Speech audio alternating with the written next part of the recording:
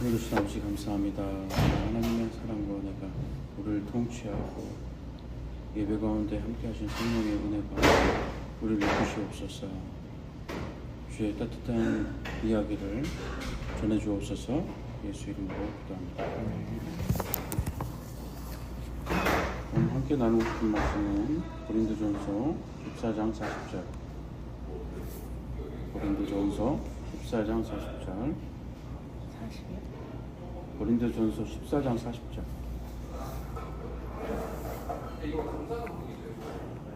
시작. 모든 것을 품위 있게 하고 질서 있게 하라.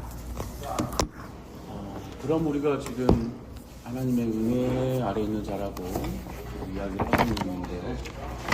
그 은혜 아래 있는 사람들은 어떤 삶을 살게 될까요? 은혜 아래 있으니까 아무 규칙도 없고 좋은 게 좋은 거고 하나님의 은혜를 마음껏 누리면 되니까 나는 아무것도 할 게 없는 거예요. 절대 그렇지 않습니다. 지금 말씀하신 것처럼 은혜는 질서가 있고요. 율법이라는 규칙은 십자가에서 의결되었지만 사랑 안에 이 은혜 아래는 사랑이라는 규칙이 있죠. 근데 그 사랑이라는 규칙을 우리가 지킬 수 있는 규칙이 아니라 하나님 능력으로 지킬 수 있게 되어 있어요.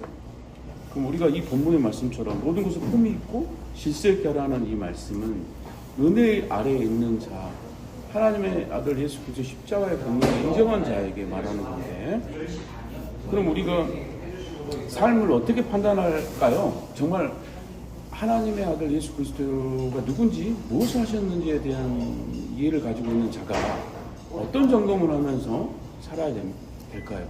지금 이 본문의 말씀처럼 질서 있고 품위 있게 되어야 되는데, 그러면 어떤 것이 나타날까요? 그런 두 가지 사실을 예수님 누구시고 시작하신 일이 무엇인지를 우리가 매일 아침 성취할 때 묵상하고 있는데, 이런 사실을 경험한 자가 성령의 인도하심을 받는 자인데, 성령의 인도하심을 받는 자에게 나타난 특징들이 뭘까요? 오늘 그것을 좀 나눠보겠습니다. 첫 번째 나타나는 것은 그리스도 안의 정체성을 점검하게 돼요. 무슨 말이냐? 그리스도 안의 정체성은 뭡니까? 우리가 예수님 때문에 의인 됐다는 거죠. 십자가가 완전히 깨끗하게, 십자가에서 우리 죄가 깨끗하게 되었고 깨끗하게 됐기 때문에 하나님 앞에 의인으로 설 수 있음을 생각하게 된다는 거예요. 그게 품이 있는 거거든요. 그게 품위가 있는 거예요. 하나님의 자녀의 품위죠. 종에서 해방시켰어요. 처음엔 낯설어요. 하루아침에 종이었다가 하루아침에 왕자가 된다. 얼마나 그 옷이 낯설겠습니까? 그런데 계속 궁전에 살다 보니까 어떻게 돼요? 근데 그 순간 다시 종이 좋아가지고 그냥 밥도 아무 그릇에다 먹고 땅에 떨어져서 먹는 그런 생활이 생각나서 하나님 자녀의 길을 살짝 흐트러지고 넘어질 수는 있겠죠. 그런 과도기적인 시간이 있을 거 아니에요? 그런데 계속 궁전의 삶을 살아보고 내가 이분이 내 아버지라는 사실을 계속 그 왕자로서 삶으로 다시 변경됐을 때 이 사람에게 가장 먼저 가리키는 게 뭐겠습니까? 너는 내 아들이라는 거예요. 그게 정체성이잖아요. 그와 마찬가지로 예수를 통해서 하나님의 자녀가 됐잖아요. 양자의 영을 받았잖아요. 하나님의 자녀가 됐잖아요. 그럼 가장 먼저 성령님께서 우리에게 하시는 이야기는 뭐냐면 그리스도 안에 정체성을 이야기하시는 거예요. 내가 너를 값주고 산 하나님의 아들이라는 거예요. 생명을 걸고 산 나의 피조물이라는 거예요. 그래서 너는 내 앞에 거룩하다는 거예요. 내가 너희들의 죄를 사했으니까 너는 거룩한 자라는 거예요. 그 사실이 정죄감을 없앱니다. 정죄감이 없어요. 여러분, 정죄감과 징계는 다른 거예요. 정죄감은 영원히 우리가 져야 형벌을 그분이 가져간 것에 인정하지 않고 죄를 졌는데 계속 그 죄의 형벌에 빠져 있는 거예요. 그럼 징계는요? 자녀에게 주는 겁니다. 자녀의 변함이 없어요. 영원히 내 아들입니다. 어떤 잘못을 해도 영원히 내 아들이에요. 근데 왜 징계가 있죠? 영원히 파멸로 빠지지 않도록 징계를 주는 겁니다. 징계는 그 아이에게 풍성한 은혜에 거할 수 있도록 하는 하나님의 또 다른 은혜가 바로 징계예요. 징계. 우리 자식에게 이야기하는 그런 것들이 징계에 해당되죠. 여러분, 모든 죄가 사해졌다니까 징계가 없어진다라고 생각하지 마십시오. 징계는 또 다른 은혜라겠어요. 모든 죄가 사해졌다니까 그냥 마음껏 죄 지어도 되겠네가 아니라, 본시 은혜는 죄를 끊어내는 능력이잖아요. 죄를 못 짓게 하는 능력이란 말이에요. 죄를 못 짓게 하는 능력 속에 여기에 있는 질서가 있어요. 하나님은 성령 인도함 받은 자녀에게 질서를 줍니다. 질서를 줘요. 첫 번째가 그런 자들이 느끼는 게 그리스도 안의 정체성을 계속 성령님께서는 확립시켜줘요. 두 번째는 뭐예요? 내가 뭐 우리 하루를 살으면서 어떤 선택들을 하잖아요. 성령이 인도하심이 성령이 물어보고 성령이 9가지 열매의 그런 기준점 위에서 우리가 이제 그분에게 통제권을 내줬으니까, 그분에게 주권을 내줬으니까 그분이 생각하는 방향에서 우리가 선택하게 되는 거예요. 그 선택이 이렇게 생각해야 됩니다. 두 번째가 다른 사람을 세우고 있는가. 옳고 그른 게 아니에요. 저 사람이 신앙이 틀렸다 맞다 이야기하지 마십시오. 우리는 그 판단할 근거가 없어요. 그럼 우리 그 사람한테 뭘 해야 됩니까? 우리가 하는 행동이 저 사람을 세우는가 안 세우는가를 봐야 돼요. 저 사람을 세우는가 무너뜨리는가. 도화가 창현이하고 합치는 것에 대해서 옳고 그른 걸 이야기하지 마세요. 성경에 이런 말이 있습니다. 내 하인을 네가 왜 판단하냐. 그죠? 주인이 안 되면 네가 판단하냐는 거예요. 저도 그런 실수를 많이 저지릅니다. 여러분도 그렇게 하지 마시기 바랍니다. 성령님께서는 그렇게 하지 않으세요. 질서를 어떻게 세우냐. 저 사람이 신앙적으로 맞냐 그러냐. 틀렸으면 내가 권면해야지. 이렇게 이야기하지 아니하시고, 네가 저 사람을 무너뜨리고 있느냐 아니면 세우고 있느냐 이렇게 말씀하세요. 창현이가 살아가지고 잘못될 수 있죠. 잘 될 수 있죠. 이런 걸 판단하지 말고, 도화가 어디에 있든 간에 엄마로서, 내 동생으로서, 아내로서, 또 하나님을 앞으로 영접할 자로서 세울 수 있는 방법이 뭘까? 이 사람을 세워줄 수 있는 방법이 뭘까? 내가 지금 가까이 있을 때 이 사람에게 하나님의 사랑을 어떻게 전달해서 이 사람이 무너뜨리지 않도록 내가 도움을 줄까? 라고 생각하게 하시는 게 바로 은혜하려는 자의 규칙이고 품이고 질서입니다. 그런 질서를 하나님께서 인도해 가세요.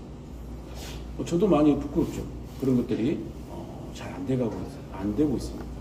그러나 여전히 하나님께서는 은혜하려는 자가 모든 것을 일하겠어요. 일부분이 아니야. 모든 것이 이런 품위가 있어야 되고요. 이게 성령의 품이잖아요. 모든 것이 이런 질서가 있어야 돼요. 첫 번째 뭐라고요? 자식에 대한 정체성. 그리스도 안에 정체성을 확립시키는 게 성령님이 이 두 가지를 예수님 누구시고 십자가에서 무슨 일을 하셨는지에 대해서 매일 기념하는 자에게 나타나는 특징이라겠습니다. 첫 번째 뭐예요? 성령님은 늘 네가 누군지를 알려주세요. 너는 값주고 산 내 아들이야. 어떤 것도 정죄할 수 없어. 나하고 너와의 사랑을 절대 끊을 수가 없어. 그 어떤 죄든, 어떤 사망이든, 권세든, 어떤 것도. 두 번째 뭐예요? 성령님께서는 남을 판단하지 말라고 그래요. 그럼 내가 해야 될 건 뭐예요? 성령의 힘을 통해서 저 사람을 세우는가? 무너뜨린 것을 경계하십시오. 저 사람을 세우는가? 어떻게 하면 세우는가? 네? 예수 그리스도를 믿으세요라고 하는 게 아니고요. 저 사람의 삶을 도움을 주고 동행해주고 걸어가 주는 거예요. 힘든 것을 같이 안아주고 울어주는 겁니다. 거기 성령님께서 예수님을 증거하시기 시작한다는 거예요. 세 번째, 우리가 그런 성령의 음성에 아래에 있는가라는 것을 성령님께서 계속 점검하세요. 우리 스스로 뭔가 하나님의 자녀가 됐다고 해서 욕망을 확대시키는 거야. 네? 나는 다 누리는 자야. 나는 다 가진 자야. 그죠?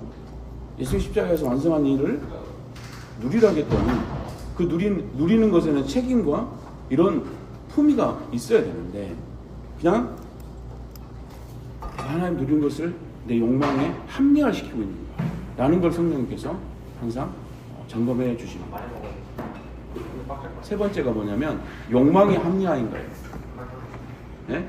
내 편한 대로 이게 성령의 생각이라고 합리화시킨다 그 말이에요. 네? 이게 성령이 주신 감동이라고 이야기합니다.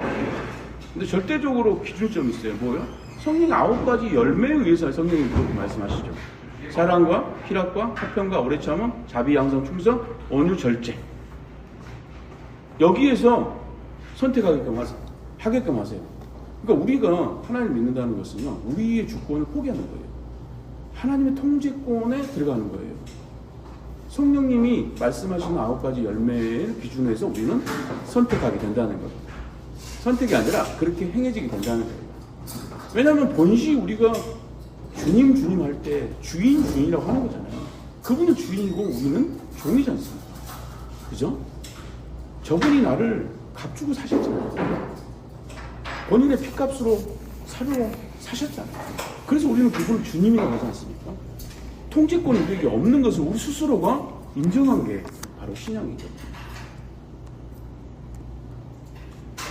실제로 사람 사이에 있는 주인과 노예의 관계가 아니라 사랑으로 값을 주고 내 생명을 주고 산 그 자가 나의 자녀이다. 우리는 그것을 스스로 주님으로 고백하죠. 당신은 나의 구세주입니다. 구세주, 나를 구원하신 주님입니다. 당신의 아름다운 통제권에 저는 서겠습니다. 당신이 통치하여 주옵소서 라고 하는 게 신앙의 고백이잖아요. 그런데 그런 고백을 하고 나서도 나중에 하나님의 어떤 것들을 방종하거나 자유가 따르는 게 책임이 있잖아요. 근데 그 책임이 바로 성령님께서 우리에게 주시는 책임이라는 거예요. 성령님께서 그렇게 해 나가게끔 하신다는 거예요. 능력이 그게 포함되어 있는데 그게 반드시 세 번째, 내 욕망에 합리화로 가지 않기를 성령님께서 체크해 주십니다. 이 욕망이냐 내 이야기냐.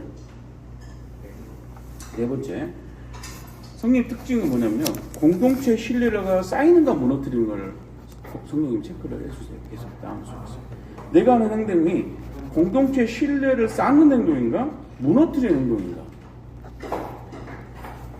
바울은 술을 안 먹잖아요. 고기를 제단에 쌓은 고기를 안 먹잖아요. 우상 숭배하는 올라가는 계단에. 그런데 그것으로 내가 저 사람에게 하나님 이야기를 전달하는 도움이 된다면 그 고기를 먹는다고 이야기했거든요. 바울은 방언을 하는 자였어요. 근데 그것으로 뭔가 시험이 될 것 같으면 나는 방언을 하지 않겠다고 했어요. 반대로요, 저 사람이 하나님 믿을 수 있는 계기가 된다면 내가 술을 먹겠다고 했어요. 술 먹는 거는 내가 그 술의 모든 것을 맡김으로써 방종하게 되고 방탕하게 되는 근거가 되는 거잖아요. 그래서 술 취하지 말라는 말을 했잖아요. 근데 바울은 왜 그렇게 얘기했을까요? 한 사람이라도 구원시킨다면 나는 그 무엇도 하겠다 했어요. 저 지금까지 술꾼이 30년 됐습니다. 내가 술을 마셔서 저 사람에게 하나님 복음을 전할 수 있다면 30년 동안 지켰던 거 아무것도 아니라는 뜻입니다. 공동체의 신뢰를 쌓기 위해서, 하나님의 사랑을 전달하기 위해서 나의 것들을 무너뜨릴 수 있게끔 하시는 게 바로 성령님이신 것입니다. 네. 하물며 그런데 공동체를 깨는 행동을 하겠습니까? 내가 아무리 바른 이야기를 한다고 하더라도 공동체가 깨져버리면, 여러분이 아무 신앙적으로 바른 이야기를 한다 하더라도 은혜 이야기가 맞다고 저 사람은 틀리다고 막 하면서 공동체를 하는 것은 어떤 거예요? 공동체를 무너뜨리는 거예요. 성령님 네 번째는 이 공동체를 이야기하십니다. 세 번째는 내 개인의 욕망을 체크해 주시고, 두 번째는 타인, 다른 사람을 세우느냐 무너뜨리냐, 옳고 그른 게 아니다. 첫 번째는 뭐예요? 내가 누구인가. 다섯 번째 뭡니까? 내가 자유를 말하고 있는가 아니면 사랑의 책임을 지고 있는가. 진정한 예수 안에 자유를 말하고 있는가 아니면 하나님 말하시는 사랑의 책임을 반드시 지고 있는가. 내가 가끔 이야기하잖아요. 여러분, 위량이라는 그런 영화에서 죄를, 사람을 죽여놓고 내가 믿는 하나님 날 용서했어. 그러니까 나는 자유해. 이 사람은 뭘 이해를 못한 거죠? 은혜를 오해하고 있는 거예요. 정말 하나님의 사랑으로 내 죄가 용서받았다는 사람이 그 사람 앞에서 그 사람에게 어떤 책임도 지지 않고 마음의 어떤 가책이라든가 어떤 그런 책임감에 대한 어떤 것들을 하지 않고 나는 자유하다. 십자가에 예수님이 나의 모든 죄를 사해줬으니까 나는 자유하다. 이야기한다면 그 사람은 은혜에 대해서 오해를 하고 있는 거예요. 은혜는 지금 여기서 이야기했처럼 모든 품위가 있고요. 모든 일이 질서가 있습니다. 어떤 사람이 이렇게 이야기를 해요.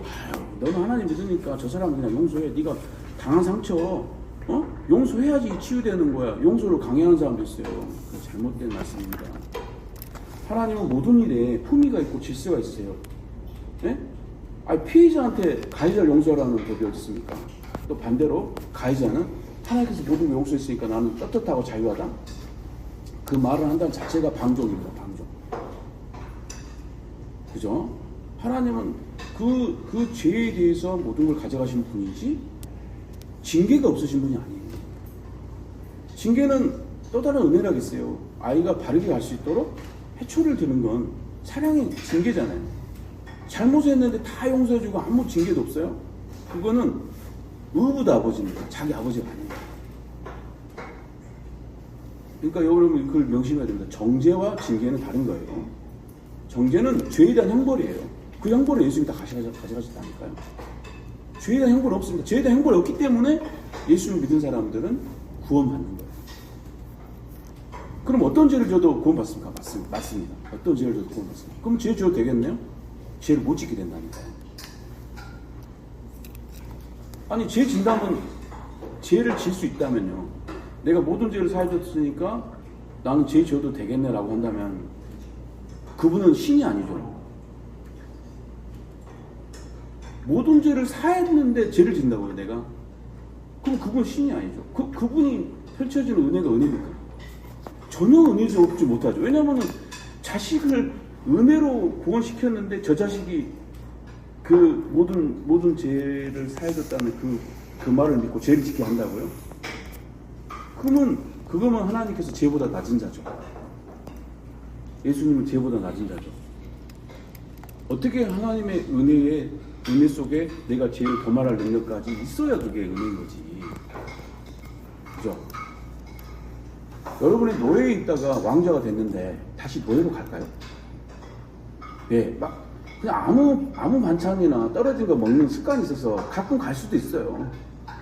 예? 가끔 갈 수도 있죠. 그런데 궁전에 생활하는 사람들이 노예보다 훨씬 좋은 걸 느끼고 체험하면 여러분 노예로 가요? 노예로 못 가잖아요.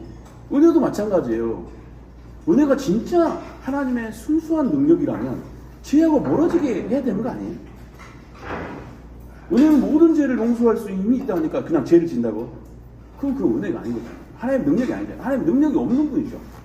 그분은 아무런 능력이 없는 사람이잖아요. 네? 본인 왕자가 됐는데 거지로 살게 하는 그런 궁전이 어디 있습니까? 왕자의 화려한 그리고 아름다운 그런 능력과 풍성한 그런 권세의 자리를 내가 느끼고 체험하면 거지로 안 내려가죠. 누가 거지로 내려갑니까? 예? 은혜는 그 능력까지 포함되어 있는 자리입니다. 하나님의 사랑이 체험된다면 거지 자리로 안 가요. 죄의 자리로 못 갑니다. 그게 싫어지는데 싫어지게 되어 있습니다. 네, 말씀을 마치겠습니다. 지금 읽은 고린도전서 14장은요. 모든 것을 품위 있고 질서 있게 하라. 성령님께서는 우리가 하나님의 은혜로 거듭난 자에게 이런 5가지의 마음을 울림을 주세요. 나는 그리스도 안에서 새로운 피조물인가. 나는 그리스도 안에서 하나님 자녀가 되었는가. 하나님 자녀는 결코 정죄함이 없다. 어떤 죄의 형벌에도 우리는 해방을 받습니다. 그렇다고 해서 징계가 없는 건 아닙니다. 여러분들이 뭔가 그럼에도 불구하고 거지로 내려갔어요. 왕자의 자리를 줬는데 거지로 내려갔다? 그럼 어떻습니까? 거지의 자리에 내려가지 않도록 어땠어요? 네. 나 같으면 그래요. 거지의 자리에 내려가지 않도록 오히려 그 거지의 자리에서 있게끔 할 것 같아요. 얼마나 힘든지. 그죠? 오늘까지 풍성한 식당에서 먹었는데 그냥 거지 자리가 너무 좋아서 거지 난장터로 다시 내려가요? 그럼 거기 있게 하겠어요. 그럼 어때요? 며칠 지나서 다시 따뜻한 이불 안에 올라오겠죠. 그게 징계입니다. 음식을 막 왕자 자리에 앉았다 해서 음식을 마음껏 먹고 남기고 버려요. 이제. 그렇죠? 그럼 놔둬요 그냥? 왕자니까? 아니겠죠? 또 반찬에 가짓수를 줄이겠죠. 그게 징계입니다. 소중히 생각하지 못하는 그 사람들을, 그 아들을 그냥 놔둬요. 그러면은 방종으로 가잖아요. 그렇다 하더라도 왕자의 내 아들이라는 자리가 없어집니까? 없어지지 않죠. 그게 은혜라는 거예요. 그 정죄는 사라진 거라는 거예요. 아시겠어요? 그러니까 영원히 하나님의 자녀가 됐으면 구원을 얻는 거죠. 근데 죄를 지을 수 있잖아요. 나중에는 안 짓게 되지만. 나중에는 거지로 안 가요, 이제. 노예 자리로 안 내려가요. 내려가라도 안 내려와요. 죄를 지으려고도 안 지어져. 안 지어도 되는 거예요. 왕자 자리가 너무 좋으니까. 그죠? 은혜를 체험하면 체험할수록 너무 좋으니까 거지 자리로 이제 내려가라고도 안 내려가요. 처음에는 내려갈 수 있어요. 여러분들 이 사실을 알고도 죄를 지을 수 있어요. 근데 나중에는 죄를 못 지게 된다니까. 죄가 싫어진다. 술이 싫어지고 담배가 싫어지고 누가 술을 참습니까? 안 먹고 싶어지는데. 그죠? 그게 왕자의 자리에서 체험하면 그렇게 되는 거예요. 근데 그 체험하는 중에 징계가 있다니까요. 왕자 자리에 올려놓더만 음식을 마음껏 버려요. 막 버려요. 어떤 마음껏 많이 있으니까 버려요. 그럼 그거 놔둬요? 잘했다 그래요? 안 그러죠? 안 그러죠. 그죠? 거지 옷을 입힙니다. 식단을 빼버려요. 밥을 안 줍니다. 그렇게 해야지. 근데 그게 뭡니까? 징벌입니까? 정죄입니까? 아니잖아요. 징계잖아요. 그 징계의 또 다른 이름은 하나님의 사랑입니다. 하나님의 사랑을 징계로 하시는 거예요. 그러니까 여러분들이 뭔가 하나님 자나 살다가 뭔가 궁핍함이 오잖아요. 그런 거는 징계인 거예요. 하나님의 징계하심이 있는 거예요. 깨달으라는 거예요. 내가 풍성해 주는 이 만찬을 귀하게 여기라는 거예요. 지금 말씀처럼 품이 있고 모든 것에 질서 있게 하라는 거예요. 거기 5가지를 점검하라는 거예요. 네가 그리스도 내 아들을 통해서 정말 하나님 내 아들이 된 게 맞냐? 확실히 된 것을 너는 알고 있니? 두 번째, 네가 주변에 있는 타인에게 그 사람을 세우는 거야? 너는 무너뜨리고 하는 거야? 네가 가지고 있는 옳다는 근거로 그걸 항상 볼 거예요. 그 세 번째, 네 마음속의 욕망이냐? 내 마음속의 평안의 명령이냐?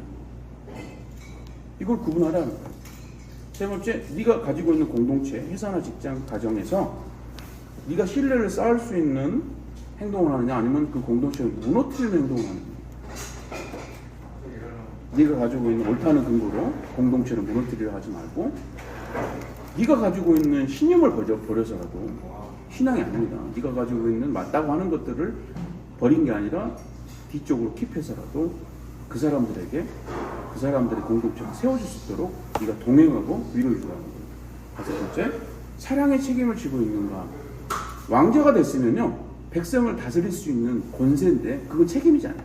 사랑을 그렇게 많이 받았으니까 노예에서 종에서 여기까지 올라온 걸 자기가 느꼈잖아요. 그럼 뭐가 생겨요? 책임이 생기는 거죠.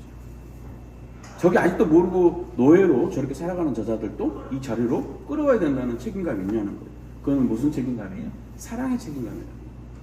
여러분 주변에 이런 사랑을 내가 전달할 수 있을까? 내 옷을 벗어서 저 사람을 줄 수 있을까? 나의 선의와 나의 어떤 그 깨달음이 아니에요. 왕자로서 풍성히 누리고 있기 때문에 그런 거예요. 많은 옷, 많은 산의 진미와 많은 권세를 가지고 있는데 저는 엊그저께 저기 있었잖아요. 그걸 모르고 있는 자에게 사랑의 책임감이 드는 거예요. 그 책임감을 하나님 주신다는 겁니다. 이때 5가지를 여러분들이 점검하고 오늘 모든 일에 품이 있고 모든 일에 질서가 있는 게 바로 은혜를 아는 자구나. 은혜를 마음껏 누리라니까 방종으로 가는 게 아니라 오히려 더 많은 하나님의 기준이 생기는구나. 근데 그 기준은 내가 지키는 게 아니라 그분이 지키게 하시는 거야. 뭘로요? 내가 하나님 자녀라는 정체성을 통해서 공동체와 타인과 주변에게 그렇게 품이 있고 질서 있게 보여주는 거야. 은혜는 방종이 아닙니다. 은혜는 지금 말한 것처럼 품위와 질서가 있어요. 율법보다 더 강력한 사랑의 규칙이 있어요. 율법보다 더 강력한 그 상대방에 대한 평안의 규칙이 있습니다. 공동체를 세우려고 하고 무너뜨리는 것들에 대해서 조심하고 내가 아무리 맞는 은혜 이야기를 갖고 있다 하더라도 저 사람들하고 동행하며 나의 맞음을 막 이야기해서 위로하는 게 아니라 침묵으로 위로하는 자. 그게 품이 있는 거잖아요. 상갓집에 가가지고 막 이렇게 이야기하지 마십시오. 손 한 딱 잡아주고 침묵으로 그 자리에 3일 동안 있어주는 게 사랑의 책임입니다. 막 하나님의 이야기를 하고 천국에 가 계실 겁니다. 잘 됐을 겁니다. 천사가 됐을 겁니다. 이거는 방종이라니까요. 방종. 품위가 없잖아요. 품위. 에? 왕자로서 멋이 없잖아요. 엄마 왕자 옷 입었지 말투나 이런 것들이 다 거짓 말투잖아요. 아시겠죠? 오늘 하루 하나님의 품위 있는 이야기와 질서 있는 사랑이 뭔지를 명심한 하루 되시기 바라고, 정죄와 징계는 다른 거다. 아시겠죠? 징계는 하나님의 또 다른 은혜다라는 것을 아시는 하루 되시기를. 이쪽은 예수님의 살고 이 포도주스는 예수님의 피입니다. 이 십자가의 근거가 우리가 품위 있게 되고 모든 일이 질서 있게 하는 근거입니다. 이분의 능력이 우리 안에 있죠. 믿음으로, 은혜로 역사하는 믿음을 말미암아 구원을 얻었나니 이것은 우리에게 난 것이 아니요 하나님의 선물이다. 이 근거가 바로 이 지금 먹고 있는 떡과 이 포도주스, 예수님 살과 피, 이게 하나님이 우리에게 주신 완벽한 은혜잖아요.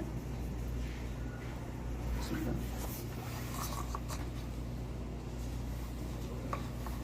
하나님 아버지 감사합니다. 주의 은혜가 우리에게 믿음을 선물로 주고 그 믿음은 우리를 변화시키는 순종함으로 오게 하셨습니다. 무한한 하나님의 사랑의 은혜가 우리를 변화시킴을 믿습니다. 이 5가지 성령님께서 우리를 점검해 주신 것을 배웠습니다. 그리스도의 정체성 안에서 타인과 공동체와 모든 내 욕망 속에서, 내 마음의 내면 속에서 하나님께서 말씀하신 것들을 귀 기울이는 하루 되게 하여 주옵소서. 예수 이름으로 기도합니다. 아멘.